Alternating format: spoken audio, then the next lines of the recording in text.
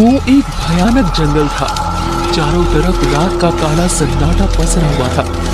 उस जंगल के एक शमशान में एक साधु लकड़ियां जलाकर सामने बैठा हुआ तेज आवाज में मंत्र पढ़ रहा था। ओम क्लीं ब्लीं चामुंडाय नमः। ओम क्लीं ब्लीं चामुंडाय नमः। तभी एक घुड़सवार वहां पर आ पहुंचा। उस घुड़सवार ने अपना चेहरा कपड़े से ढक रखा था। साधु को देखकर घुड़सवार घोड़े से उतरकर साधु के ठीक सामने आकर बैठ गया। साधु उसकी ओर देखकर रहस्यमयी अंदाज में बोला, यहाँ पर क्यों आए हो? तुम जानते हो कि मैं यहाँ पर क्यों आया हूँ? इतना बोलकर उस घुड़सवार ने एक अंगूठी जो कि रात के अंधेरे में सुनहरी किरणों से चमक रही थी, साधु के सामने रखते हुए बोला, ये देखो, मेरी समझ में नहीं आता है कि मेरी इतनी मेहनत का क्या अर्थ निकला। मैंने कितने मुश्किल से ये अंगूठी हासिल की थी और आखिर ये अंगूठी कब काम आएगी? मैं कब इस संसार का सबसे शक्तिशाली व्यक्ति बनूंगा? कब कब कब? अरे मूर्ख, तुझे मैंने इससे पहले भी बताया था कि ये अंगूठी इस पृथ्वी पर साधारण ही रहेगी और ये साधारण से असाधारण तभी बनेगी जब तुझे एक पुत्र की प्राप्ति होगी। लेकिन साधु महाराज, मेरी पत्नी से अभी तक मुझे कोई पुत्र नहीं हुआ है, और तो और आप मुझे दूसरा विवाह भी नहीं करने देते हैं। ध्यान से सुन, नियम के मुताबिक पहली पत्नी से ही तेरा काम बनेगा, और तू जानता है कि ऐसा क्यों है। काली अमावस की रात को तुझे अपनी पहली पत्नी और अपने पुत्री की बलि इस शमशान में आकर देना होगा। तेरी पत्नी और तेरी पुत्री का रक्त इस अंगूठी में लगाया जाएगा और फिर इस अंगूठी को तेरे पुत्र को पहनाया जाएगा।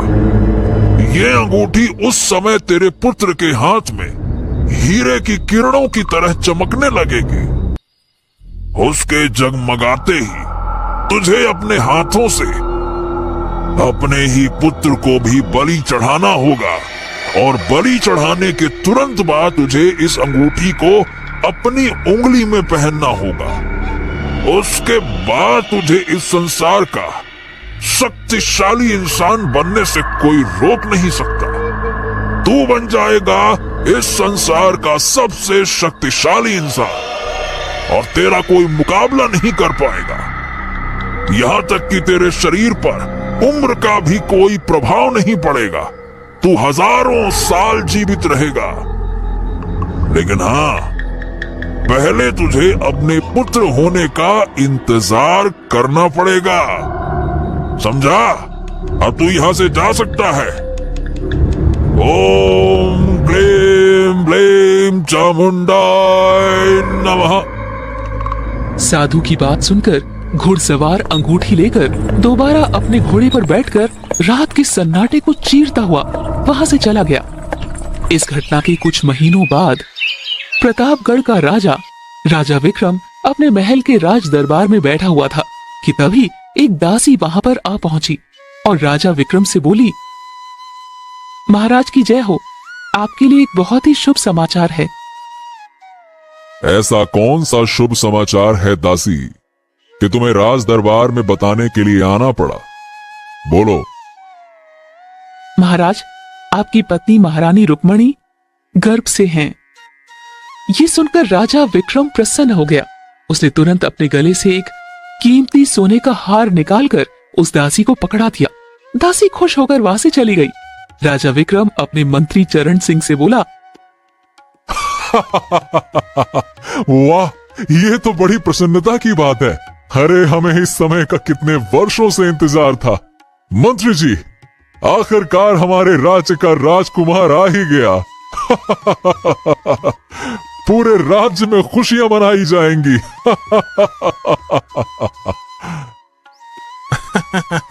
सही कहा महाराज, यह तो बड़ी प्रसन्नता की बात है। अब तक जो दूसरे राज्यों के राजा पुत्र न होने की वजह से आपका मजाक उड़ाते थे, उन सब के मुंह बंद हो जाएंगे अब। है ना महाराज? तभी वहां बैठे राजगुरु राजा विक्रम की ओर देखकर मुस्कुराते हुए बोले, अब महाराज, आपने पुत्र के लिए कई वर्षों इंतजार किया है। मुझे लगता है कि आपको अपनी ये खुशी प्रजा में भी बांटनी चाहिए। आप सही कहते हैं राजगुरु। तो सारी प्रजा में ऐलान कर दीजिए कि हम बहुत खुश हैं। और हमारी प्रजा में जितने भी गरीब लोग हैं, आप उन सभी को कल राज दरबार में बुलाइए। हम उन्हें अपने हाथों से इतना धन देंगे कि उनके 7 पीढ़ियों को भी काम करने की आवश्यकता नहीं पड़ेगी। ठीक है? अरे खुशी की बात है, इतना तो बनता है। चलिए हम तनिक रुक्मणी जी से मिलके आते हैं। इतना बोलकर राजा विक्रम वहां से उठकर सीधे अपनी पत्नी रानी रुक्मणी के कक्ष में पहुंच गया और बोला, अरे रुक्मणी देवी, कहाँ हैं आप? महारानी, आपने हमें ये खुशखबरी देकर बहुत प्रसन्न कर दिया है। हम बता नहीं सकते कि हम अंदर से कितने खुश हैं, कितने ज्यादा खुश हैं। मैं ईश्वर से यही प्रार्थना कर रही हूँ कि मेरा पुत्र हो। चिंता ना करो रुक्मणी, मुझे विश्वास है कि हमारा पुत्र ही होगा। तभी राजा विक्रम के कक्ष में राजगुरु आकर बोले, महाराज, मैंने अपनी शक्ति का उपयोग करके पता लगा लिया है कि महारानी का पुत्र का ही योग बन रहा है। ये सुनकर राजा विक्रम बहुत ज्यादा खुश हो गया। तभी राजा विक्रम इधर उधर देखते हुए बोला, हमारी पुत्री राजकुमारी चंद्रमुखी नजर नहीं आ रही है। आखिर उसे भी तो पता चलना चाहिए कि उसका एक भाई इस संसार में आने वाला है। कहाँ है राजकुमारी जी? महाराज, आपको तो पता है कि आपकी पुत्री राजकुमारी चंद्रमुखी को शिकार का कितना शौक है। वो इस समय जंगल में शिकार पर जाने की तैयारी कर रही है। राजगुरु की बात सुनकर राजा विक्रम तुरंत अपने महल से बाहर आ गया।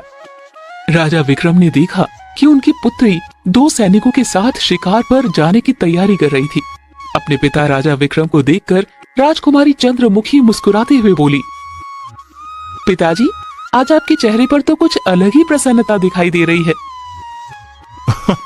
तुम बिल्कुल सही कह रही हो राजकुमारी चंद्रमुखी। अरे बात ही कुछ ऐसी है। मेरी पत्नी और तुम्हारी माँ गर्भ से है और राजगुरु बता रहे हैं कि पुत्र का योग बन रहा है।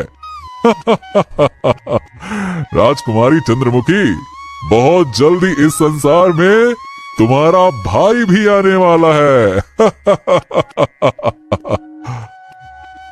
अपना ख्याल रखना और जल्दी आने की कोशिश करना, क्योंकि कल हम अपनी प्रजा के गरीब लोगों को सोने की मुद्राएं बांटेंगे और अपने महल में एक समारोह भी रखेंगे। आसपास के राज्यों के राजाओं को भी पता चलना चाहिए कि इस राज्य का राजकुमार आने वाला है। समारोह में तुम्हारा उपस्थित होना अति आवश्यक है। ठीक है? ये तो बहुत अच्छी बात है पिताजी। आप काफी वर्षों से पुत्र होने का ही इंतजार कर रहे थे। अच्छा, मैं शिकार पर जा रही हूँ। शाम तक या कल तक लौट आऊंगी।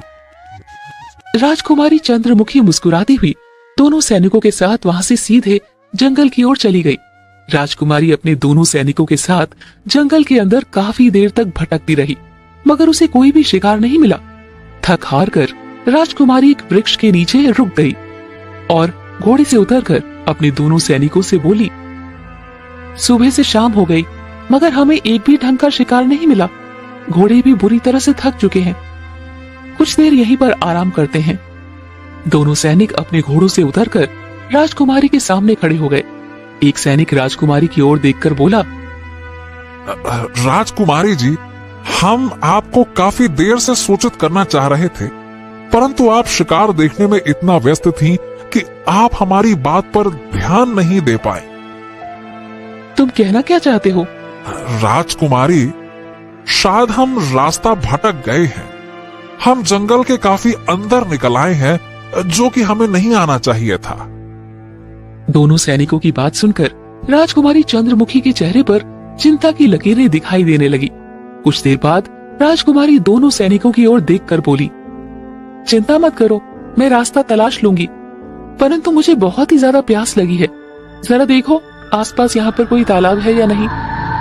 राजकुमारी ने इतना कहा ही था कि तभी जंगल में अजीब आवाजों का शोर उत्पन्न हो उठा। उन आवाजों को सुनकर दोनों सैनिक बुरी तरह से डर गए। राजकुमारी, हमें यहाँ से तुरंत चलना चाहिए। राजकुमारी जी, क्या आप इन आवाजों को सुन रही हैं? मैंने राजगुरु के मुंह से सुना है कि जंगल के जिस हिस्से में ये आवाज आती है वहां पर एक दूसरी दुनिया का द्वार खुलता है। उस दुनिया के वासी इंसानों के दुश्मन हैं। सैनिकों की बात सुनकर राजकुमारी चंद्रमुखी क्रोधित हुई बोली, लगता है तुम दोनों का दिमाग खराब हो गया है जो उल्टी सीधी बातें कर रहे हो। मेरा आदेश है, जाओ जाकर तालाब को तलाश करो। राजकुमारी जी, अगर यहाँ आसपास तालाब है फिर तो राजगुरु की बात बिल्कुल सत्य है। और वो कैसे? क्योंकि राजगुरु बता रहे थे कि जंगल के जिस हिस्से में डरावनी आवाज आती है वहां पर एक तालाब भी है जो कि शापित है। सैनिकों की बात सुनकर राजकुमारी झल्लाते हुए बोली, तुम दोनों को तालाब ढूंढने की कोई जरूरत नहीं है, मैं स्वयं ढूंढ लूंगी क्योंकि मुझे बहुत जोरों से प्यास लगी है। इतना बोलकर राजकुमारी चंद्रमुखी वहां से चली गई और तालाब को ढूंढने लगी। दोनों सैनिक ना चाहते हुए भी राजकुमारी के पीछे पीछे चलने लगे। तभी राजकुमारी की नजर दूर एक तालाब पर पड़ी जिसका पानी सफेद रंग की किरणों से चमक रहा था। राजकुमारी तुरंत तालाब के नजदीक पहुंच गई। राजकुमारी चंद्रमुखी उस तालाब का पानी पीने ही वाली थी कि तभी एक सैनिक राजकुमारी से बोला, राजकुमारी, निवेदन है आपसे, उस तालाब का पानी मत पीजिएगा, वो श्रापित है। मैंने राजगुरु की जुबान से सुना है कि जो भी श्रापित तालाब का पानी पीता है उसकी मौत निश्चित है। राजकुमारी गुस्से से सैनिक की ओर देखकर बोली, अब इसके आगे एक शब्द भी मत बोलना, मेरा प्यास के मारे गला सूखा जा रहा है और ऊपर से तुम्हारी बकवास मेरे दिमाग को खराब कर रही है। इतना बोलकर राजकुमारी उस तालाब के पानी को पीने लगी।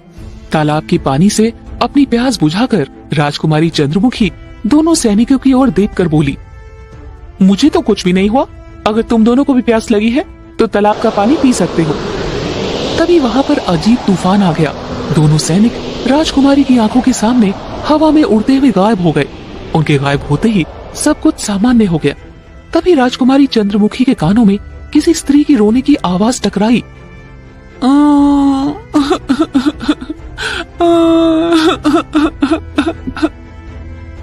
ये क्या हो रहा है? अचानक तूफान आया और मेरे दोनों सैनिक हवा में उड़कर गायब हो गए। अब अचानक सब कुछ सामान्य हो गया। अभी तक तो हम तीनों के अलावा इस जंगल में कोई भी मौजूद नहीं था, फिर इस स्त्री के रोने की आवाज कहां से आने लगी? राजकुमारी उस आवाज की दिशा की ओर बढ़ गई। कुछ ही देर में राजकुमारी के कदम एक घने वृक्ष के नीचे जाकर रुक गए। राजकुमारी चंद्रमुखी ने देखा कि एक लड़की उसके ही जैसे कपड़े पहने हुए घुटनों के बल अपना मुंह छुपाए रो रही थी। राजकुमारी चंद्रमुखी उससे बोली, कौन हो तुम और तुम रो क्यों रही हो? अचानक वो स्त्री उठकर खड़ी हो गई। उस स्त्री को देखकर राजकुमारी की आंखें आश्चर्य से फटी की फटी रह गई। उसके सामने उसकी ही हमशक्ल खड़ी हुई थी। चंद्रमुखी, कौन हो तुम? मैं तुम्हारा ही रूप हूँ चंद्रमुखी।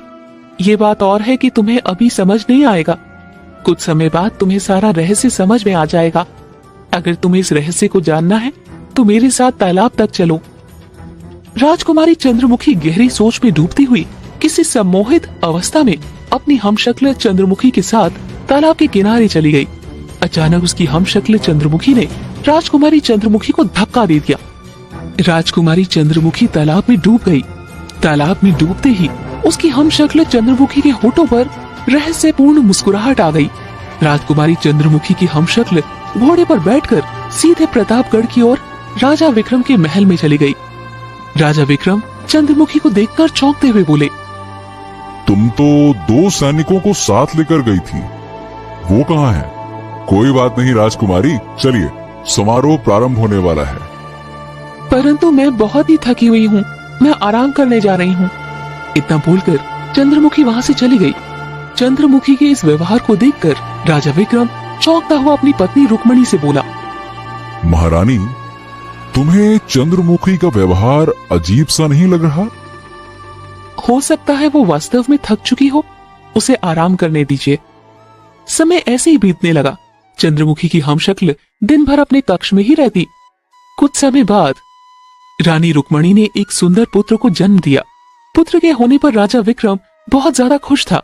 ऐसे ही 5 वर्ष बीत गए। राजा विक्रम का पुत्र राजकुमार आदित्य अब 5 वर्ष का हो चुका था। एक दिन राजा विक्रम अपनी पत्नी रुक्मणी से बोला, रुक्मणी, अब चलने की तैयारी करो। लेकिन कहां? मैंने एक बात तुमसे छुपाई थी रुक्मणी। कौन सी बात?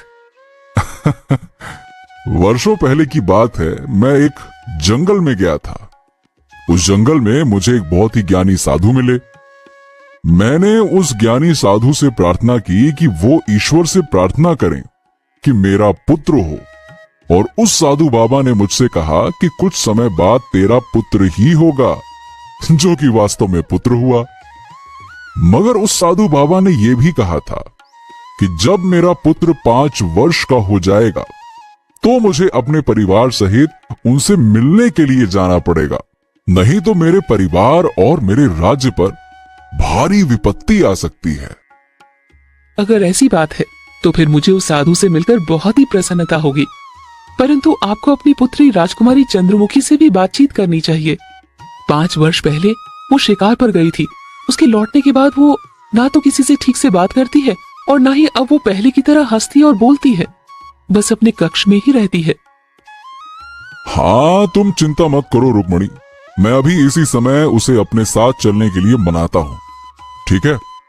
तब तक तुम तैयारी करो। और हाँ, हमारे साथ सैनिक नहीं जाएंगे, हम अकेले जाएंगे। इतना बोलकर राजा विक्रम सीधा अपनी पुत्री राजकुमारी चंद्रमुखी के कक्ष में चला गया और उसे सारी घटना बताते हुए बोला, राजकुमारी, मैं चाहता हूं कि तुम मेरे साथ चलो। मैं नहीं चाहता कि मेरे परिवार पर और मेरे राज्य पर किसी तरह की कोई विपत्ति आए। राजा विक्रम की बात सुनकर राजकुमारी चंद्रमुखी की हमशक्ल रहस्यमयी अंदाज में बोली, मुझे आपके साथ जाने में कोई विशेष आपत्ति नहीं है पिताजी, बल्कि मुझे तो खुशी है। कुछ घंटे बाद राजा विक्रम रात के समय अपने पुत्र, पत्नी और चंद्रमुखी के साथ एक भयावह जंगल के शमशान में खड़ा हुआ था। उस सन्नाटे भरे शमशान को देखकर रुक्मणी अपने पति राजा विक्रम की ओर देखकर बोली, क्या साधु महाराज वास्तव में यही रहते हैं? यहाँ तो जंगल और शमशान के अलावा कुछ भी नजर नहीं आ रहा। और देखिए ना, यहाँ तो एक अजीब सी मनहूसियत हुई है। रानी रुक्मणी ने इतना कहा ही था कि तभी एक साधु अचानक से वहां पर आ धमका और राजा विक्रम की ओर देखकर हंसते हुए बोला,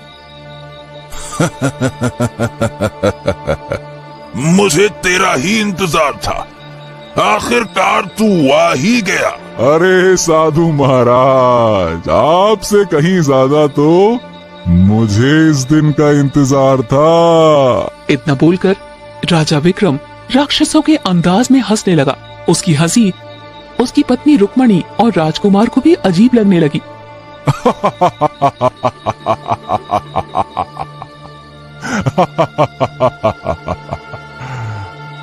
आखिर यहाँ पर चल क्या रहा है? कुछ बताएंगे आप? आपका इस तरह का हंसने का अंदाज मैंने कभी नहीं देखा। तभी राजा विक्रम क्रोधित होकर अपनी पत्नी रानी रुक्मणी से बोला, मूर्ख, इस साधु को तो देख रही हो ना, ये कोई साधु वाधु नहीं है। साधु की भेष में एक तांत्रिक है। मैं यहाँ पर तुम्हें किसी साधु से मिलवाने नहीं लाया, बल्कि तुम्हारी चंद्रमुखी और आदित्य की बलि देने के लिए यहाँ पर लाया हूँ। तुम तीनों का अंतिम समय आ चुका है। ये क्या कह रहे हैं? क्या एक पिता अपने पुत्र की बलि दे सकता है? मैं बिल्कुल सही कह रहा हूँ। क्यों नहीं दे सकता, अगर उसके सर पर संसार का सबसे शक्तिशाली बनने का जुनून सवार हो। दरअसल राजा विक्रम वही घुड़सवार था जो कुछ वर्ष पहले साधु से रात के समय मिलने आया था। तभी वो साधु रहस्यमयी अंदाज में हंसते हुए रानी रुक्मणी से बोला, रानी रुक्मणी, शायद आप नहीं जानती कि आप इस पृथ्वी की नहीं हैं और न ही आपकी पुत्री रानी चंद्रमुखी इस पृथ्वी की हैं।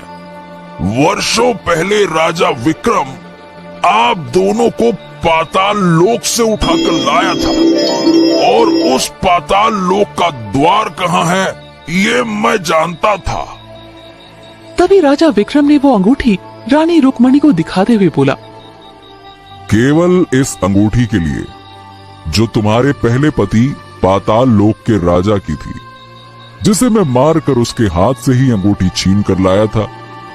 उस वक्त तुम्हारी पुत्री राजकुमारी चंद्रमुखी केवल 1 वर्ष की थी। मैं तुम दोनों को बेहोश करके तालाब में खुले उस जादुई द्वार के रास्ते से पृथ्वी पे ले आया, और तांत्रिक ने तुम्हारी याददाश्त मिटा दी।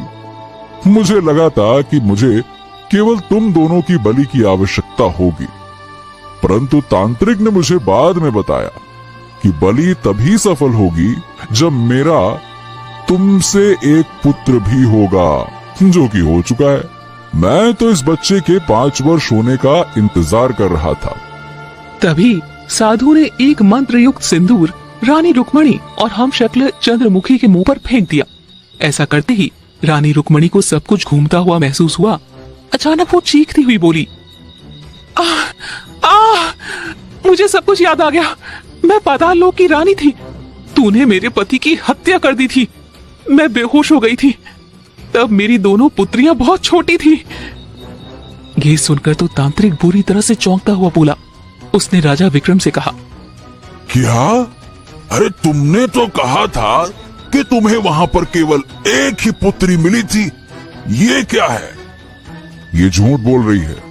मुझे वहां पर एक ही कन्या मिली थी, राजकुमारी चंद्रमुखी, जिसे मैं यहाँ पर उठा लाया। रानी चंद्रमुखी की हमशक्ल हंसती हुई उन सब की ओर देखकर बोली, तुम दोनों पाताल लोक के वासियों को मूर्ख समझते हो। तुम्हें तुम्हारी किए की सजा जरूर मिलेगी।